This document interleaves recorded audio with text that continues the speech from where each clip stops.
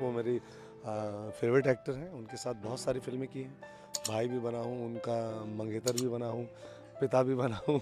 ये अच्छा वाला ससुर है। तो यूपी बिहार वाले हम भौकाली लोग हैं, हम भौकाल पे ज़्यादा विश्वास रखते हैं। मैं तो अपने नैहर जाता रहता हूँ। एक साधे सब सधे और सब साधे सब जाए।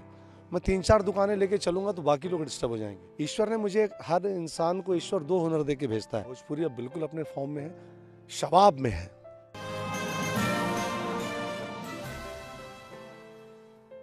नमस्कार, आप देख रहे हैं यूएनएन मीडिया और मैं हूं आपके साथ खुशबू सिंह।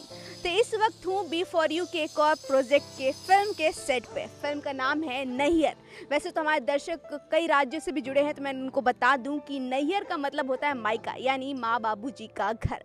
खैर, इस फिल्म के एक और बेहतरीन कलाकार से आपको मिलवाते हैं और वो कोई और नहीं बल्कि संजय पांडे जी हैं। तो संजय पांडे जी, स्वागत है आप सबका। नमस्कार, थैंक यू खुशबू। ये फिल्म के सेट पे आपका ही स्वागत, क्योंकि जस्ट अभी ये आ रहा है। हाँ, मेरा शूट अभी था, टाइम मुझे 2 बजे के बाद कर दिया था, इसलिए मैं अभी आया।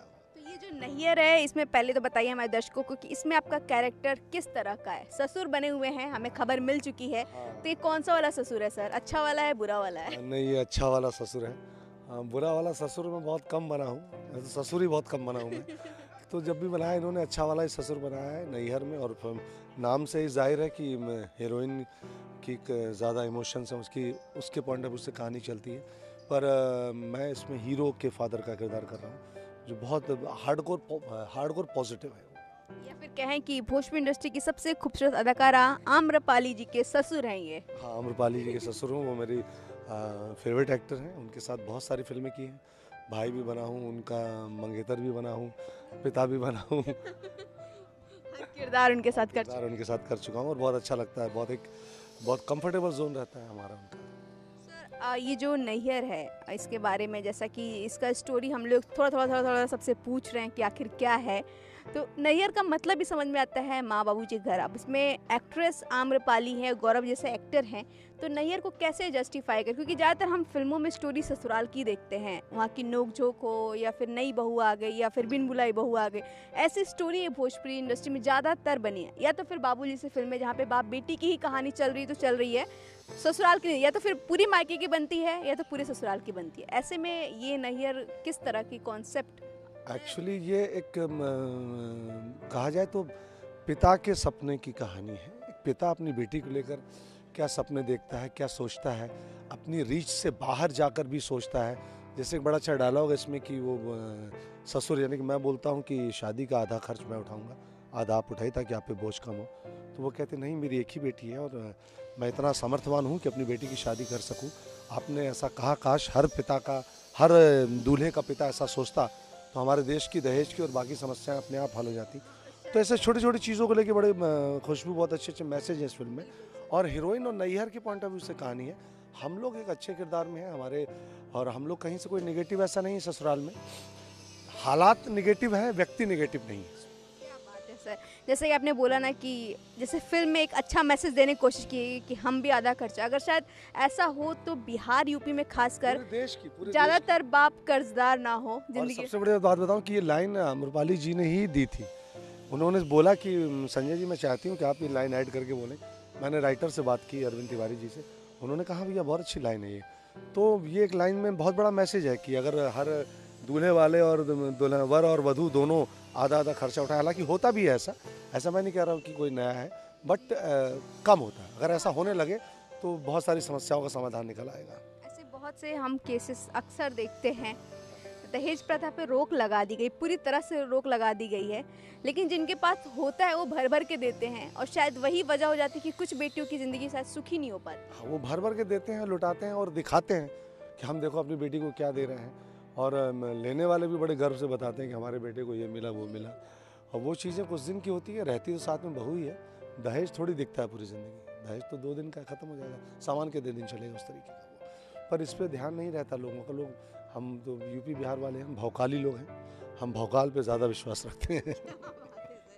वैसे तो जैसे आप back to back I think सबसे ज़्यादा व्यस्त रहने वाले एक्टर हैं संजय जी।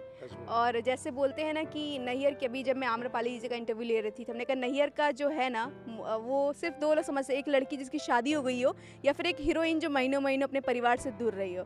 लेकिन सर मुझे लगता है कि आप भी महीनों महीनों अपने भी परिवार से दूर रखते हो, तो इसका भी कुछ अच्छा होना चाहिए ना सर। नैहर तो सर लड़के का जो घर होता है उसको नैहर क्यों नहीं बोलते हैं?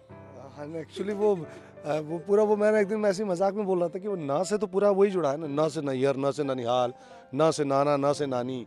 तो जो वो है ना और माँ, मामा मामी, तो ये सारा ननिहाल की तरफ उसी तरफ है, लड़की की तरफ है। ससुराल का तो अलग है, वो तो दा से दादा दादी दम खम। आपका क्या है सर? मेरा तो मैं तो अपने नैहर जाता रहता हूँ, यहाँ से छुट्टी मिलती रहती है तो, या तो नैहर वालों को ही बुला लेता हूँ यहाँ पे। अभी मैं अपने बेटी के नैहर जा रहा हूँ। हाँ, तो बेटी का हम जाता हूँ वहाँ भी, बीच में हम लोग को ही बुला लिया था, बीच में हम लखनऊ में थे तो यहीं साथ में थे। और चूंकि व्यस्तता इतनी रहती है तो थोड़ा सा मुश्किल तो होता है नैहर जा पाना। तो नैहर की याद आती है, वीडियो कॉल कर लेते हैं, देख लेते हैं। अब तो टेक्नोलॉजी बहुत वो हो गई कि आप देख सकते हैं कई सारी चीज़ें। हमारे अपने काम की मजबूरी ऐसी होती है कि हम महीनों 45-45 दिन 2-2 महीने घर नहीं जा पाते हैं। इतना अच्छा लिखते हैं, ये सवाल मैं हमेशा पूछना चाह रही थी सर, आप कोई अच्छी स्टोरी क्यों नहीं लिख रहे हैं? अक्सर मैं फेसबुक पे आपके पोस्ट देख के प्रभावित होती रहती हूँ। मैं छोटे छोटे चंक लिखता हूँ ऐसे, मतलब ज़रूरी नहीं है कि एक आदमी अगर छोटी छोटी बातें ऐसे लिखता हो तो वो पूरी कहानी लिखे या कोई। कोशिश तो करनी चाहिए सर, आप अच्छा लिखते हैं। हाँ, कोशिश कर सकता हूँ, लेकिन मुझे ऐसा लगता है कि हमारे यहाँ डिपार्टमेंट बटा हुआ है। और एक कहावत है जो बचपन से मैं दिमाग में लेके चलता हूँ कि एक साधे सब सधे और सब साधे सब जाए। मैं 3-4 दुकानें लेके चलूँगा तो बाकी लोग डिस्टर्ब हो जाएंगे। ईश्वर ने मुझे, हर इंसान को ईश्वर 2 हुनर दे के भेजता है। एक जो हिडन होता है वो उसको पता होता है, बस लोगों को नहीं पता होता।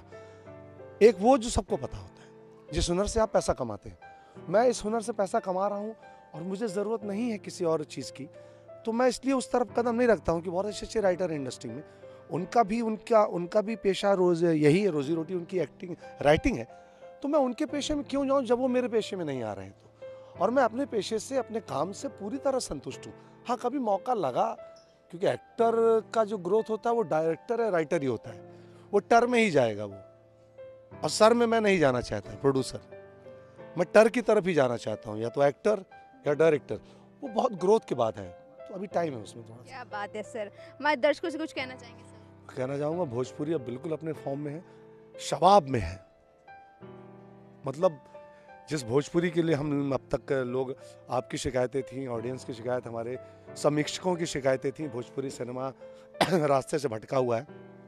तो भैया भोजपुरी सिनेमा अब रास्ते में है। अगर आपको ऐसा लगता था कि उस समय भटका हुआ था तो अब देखिए, इसे अपना प्यार दीजिए, आशीर्वाद दीजिए। Thank you so thank much. You. तो ये थे संजय पांडे जी, एक बेहतरीन कलाकार जो इस वक्त नैयर की शूटिंग कर रहे हैं। खैर मैं इतना ही कहना चाहूँगी कि नैयर फिल्म से जुड़े सारे अपडेट्स के लिए बने रहिए हमारे साथ और देखते रहिए UNN मीडिया।